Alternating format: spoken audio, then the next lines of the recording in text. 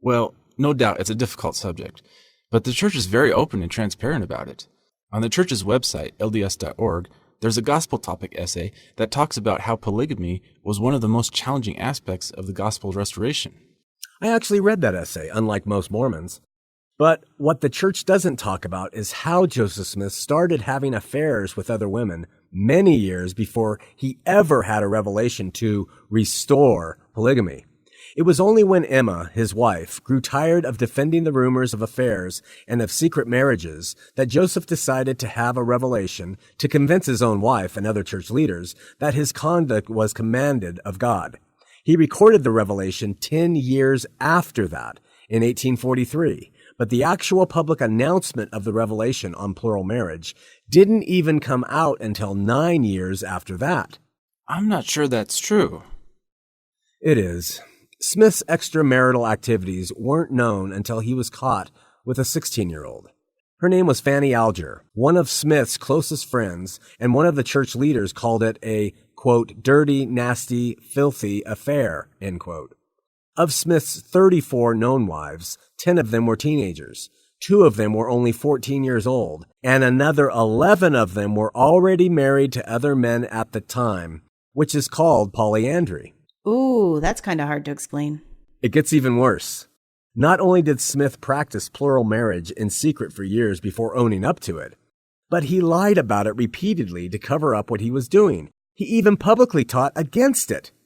In the 1835 edition of the Doctrine and Covenants, in section 101, which, by the way, has since been removed, he said, "Inasmuch as this Church of Christ has been reproached with the crime of fornication and polygamy, we declare that we believe that one man should have one wife, and one woman but one husband, except in the case of death, when either is at liberty to marry again."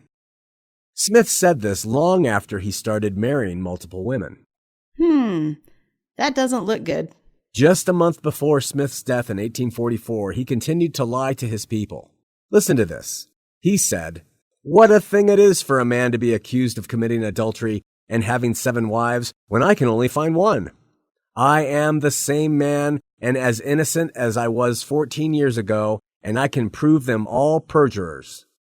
We have to remember that he wasn't perfect. He was just a man like us with weaknesses. Smith sent his apostle Orson Hyde on a mission to the Holy Land, requiring him to leave his wife Miranda at home. While Orson was away, Smith secretly married Miranda. How would you feel if your best friend married your girlfriend while you were on your mission? I wouldn't like that.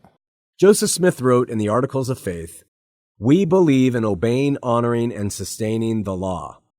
Through the entire time Smith and other Mormon leaders practiced polygamy, it was strictly against the law. Okay, I found here in the Book of Mormon, and Jacob too, where God permitted polygamy if he wants to, quote, raise up seed. Some Mormons argue that the reason polygamy was okay was that there was a lack of men in the early days of the Utah Territory and that the women and children needed to be taken care of. Right. However, statistics prove that during the polygamy era in Utah, there were more men than women, making polygamy completely unnecessary. It's interesting that society condemns modern-day polygamous prophets like Warren Jeffs, who was convicted of having sex with underage girls. But Jeffs was only following the example of Joseph Smith, who he revered as the prophet of the Restoration. In fact, if Smith were alive today, he'd be sitting in prison with Jeffs. Ouch. Polygamy can't be defended scripturally or morally. The LDS Church has a dilemma. It can't officially renounce polygamy as a doctrine. That would cut at the very heart of Mormonism and its temple practices, and it would expose Joseph Smith as a serial adulterer. In the future, polygamy may very well become legal in the United States. When this happens, what will be the church's position? Will plural marriage become common Mormon practice again? If not, why not?